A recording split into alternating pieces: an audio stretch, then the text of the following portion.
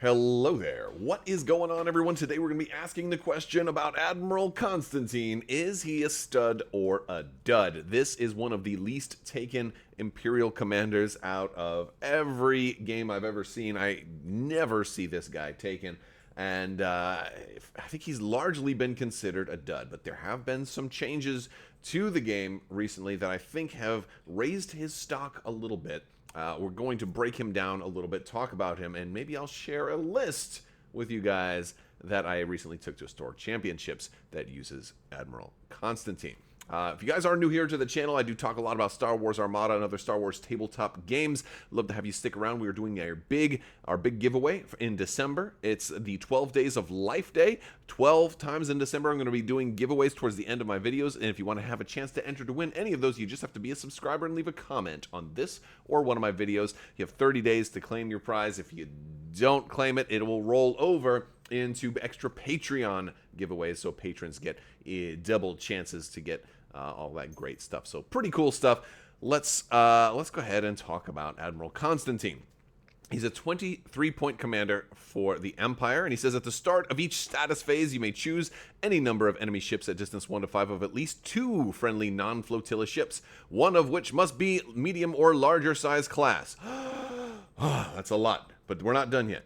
For each chosen ship, you may discard a nav token from it or increase or decrease its speed by 1 to a minimum of speed 1. Whew!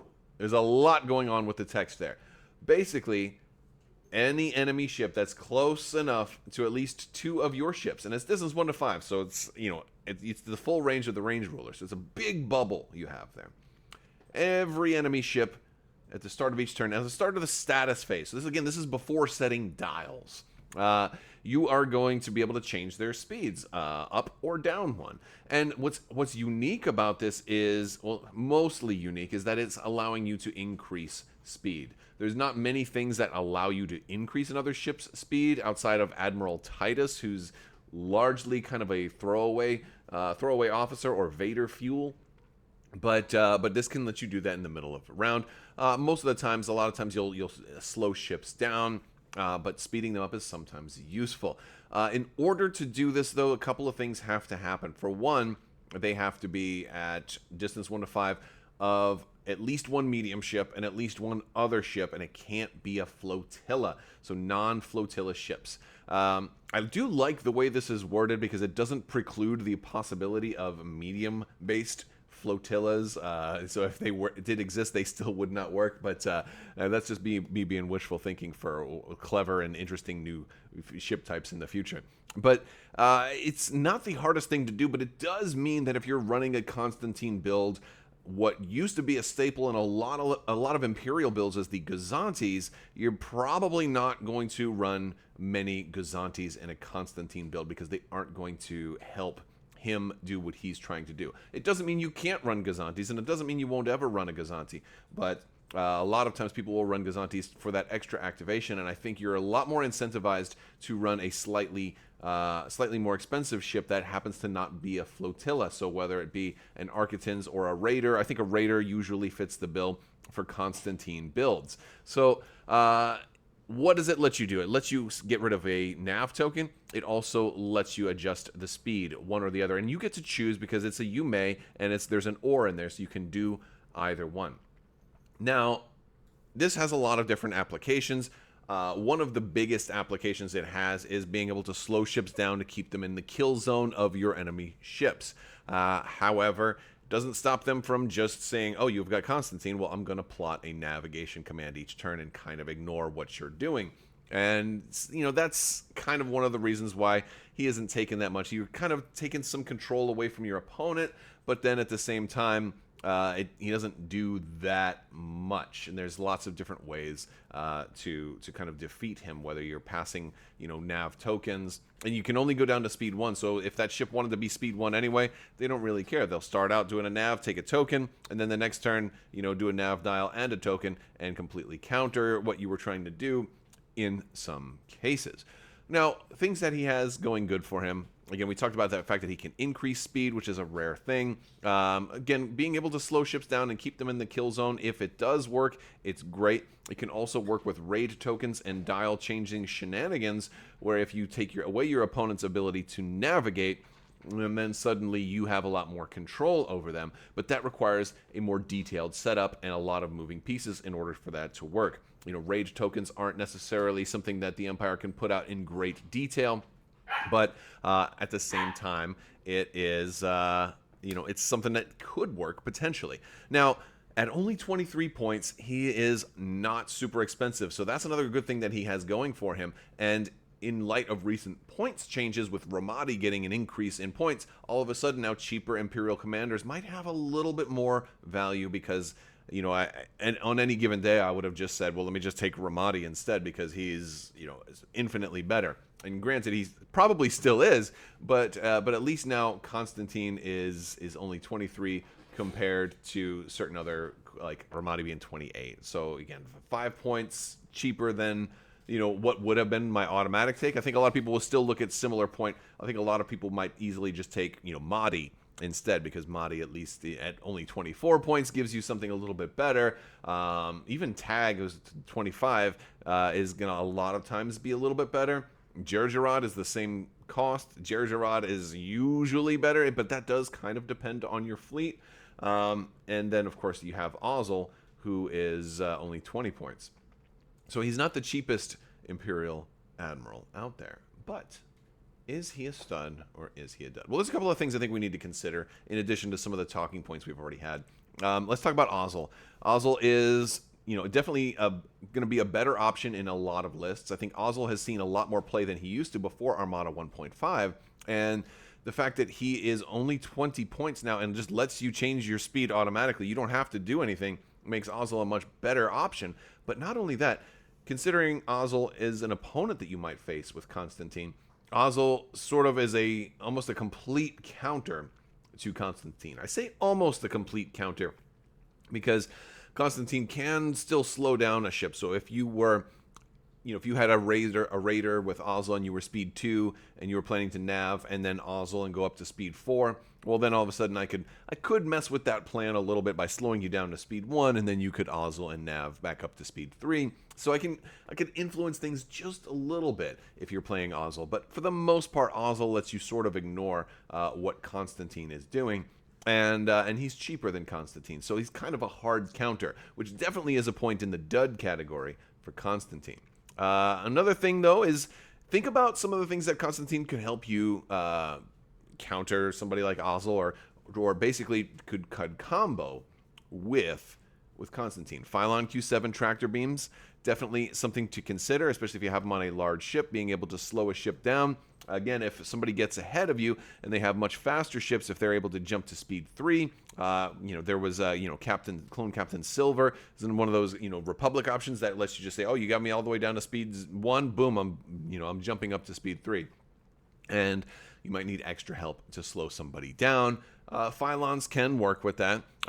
Even better, the G8 experimental projector on the interdictor can definitely do that. And this one actually can slow you down to speed 0, so it actually works better than Phylons when combined with Konstantine, because if your opponent just decides they're going to stay at speed 1, you can't slow them down any more than that with Konstantine, but this can at least reduce the speed of the maneuver to 0, so it just slides them back 1 on that tool without actually changing their speed. But it is a useful upgrade, especially if you're trying to control your opponents and keep them into a kill zone. This works pretty well also with ships that have narrower kill zones, like onagers, for example, although onagers are more expensive now than they used to be, which is another point against Konstantine, because, again, one of the usefulnesses of him just got more expensive. So it's going to be a little bit trickier to really justify him in a competitive list. One thing I think he has going for him, though, in the stud category, is his synergy with quad battery turrets.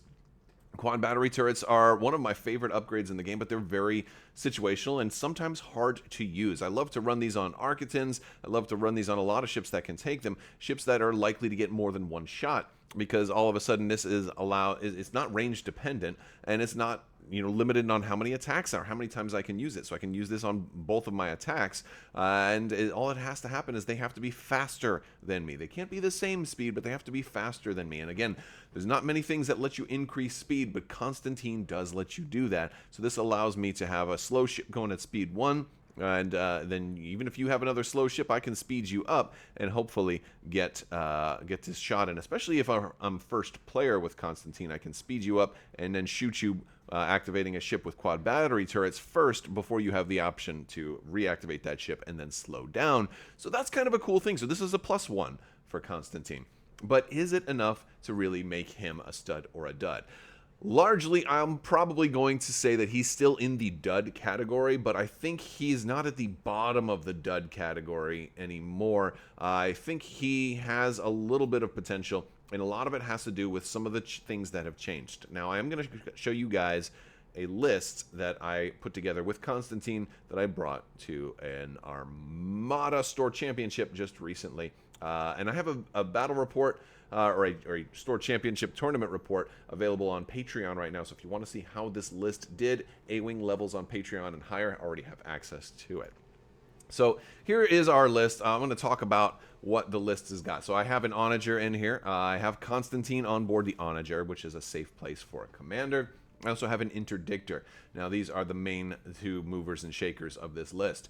The Onager is the big gun, and I wanted to have a fun list. The idea was I wanted to bring something to Store Championships that people would say, wow, I can't believe you did that. I always like to bring some kind of jank to a high-level event, or something that maybe people haven't seen before, or something people haven't seen very much. So we have Konstantine on board the Onager, but I built the Onager as a big, serious gun. So I've got Governor Price, Gunnery Chief Varnillion, Veteran Gunners, in case I completely whiff the roll, XI7s, and then the super heavy composite beam turbo lasers. Now, this guy went up 10 more points for the Onager. The super heavy composite beam turbo lasers only gets me that medium range shot, but it's a powerful shot and can do a lot of extra damage depending on what kind of blue and red crits you have. Gunnery Chief Varnillion and Governor Price also help with that, and so that's pretty cool. So it is a big, powerful gun, but I need to get close enough to do it, and then Konstantine can help slow you down once we're in firing range. The Interdictor can mess with that as well, and I apologize about the puppy in the background. I guess you guys know about River, and she is nuts right now. Okay, so the Interdictor has... All right. Thank you. The Interdictor has Admiral Ozul. Again, I apologize about the craziness. I warned you guys in advance we were going to have some puppy shenanigans.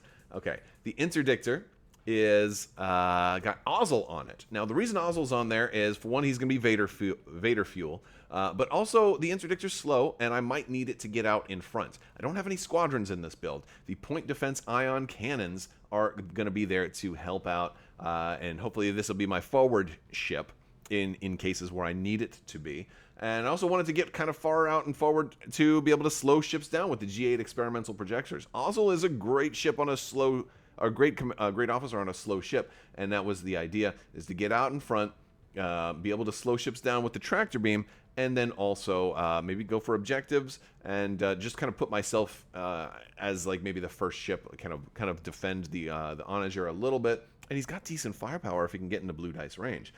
We have the grab shift reroute just for fun and for being able to mess with obstacles, and then we also have the Interdictor title and the G8 experimental projectors, an auxiliary shields team to do an engineering first turn and bump those side shields up to 3 each, because I love auxiliary shields team. The Raider is just another ship, and again, also the Interdictor's medium, so I have a large and medium already in there, so I have 2 ships that can trigger both conditions for Konstantine. Now, instead of any flotillas, I had to go with a Raider here. I decided to give it Corvus to make up for some of the deployment disadvantage. I put Darth Vader on there and assault proton torpedoes. Didn't have points for much anything else. I would have loved to have put some extra black die shenanigans on here, but we just went with the assault protons in hopes that we get that lucky crit through. And then we have an Architans with Admiral Titus and quad battery turrets. Again, Titus being one of the other options that can increase speed. It allows me to, really allows me to do whatever I want, increase or decrease. But again, we have a lot of speed shenanigans. We don't have Phylon Q7s in this build, but we do have quite a bit of speed changing shenanigans. Here is, meant to be another option to be a heavy fire ship. If I can, speed up your ships enough, then the Architans can throw extra blue dice at them, and is usually a good support fire ship. Not as much support, but supporting fire in this case. If I can get a good shot with the Onager, then maybe the Architans can, bring it the rest of the way down. For objectives, I went with surprise attack, fire lanes, and solar corona. My thought is this would be a fun list to play. It wouldn't be too oppressive. I'm not really going with the worst case scenario of the Onager. It's not a test bed, and it's not the long range, the long range super weapon. So I don't have that ignition attack all the way across the board. I'm not using the title that lets me do it on the first round either. I'm trying to have one big gun while the rest of my fleet is kind of medium or less. So not a super amount of firepower, but a little bit of battlefield control, and I think it could be a lot of fun. So let me know what you guys think, and if you're a patron with A-Wing level access or higher, you're going to be able to go see how this one did right now. All right, guys, that is going to do it for today's video. I want to thank you all so much for watching. Big thanks to my patrons. You guys are amazing and out of this world and help make this channel possible. Thank you so much for your continued support. I will talk to you later. May the Force be with you. Live long and prosper. Be excellent to each other, and always wash your socks.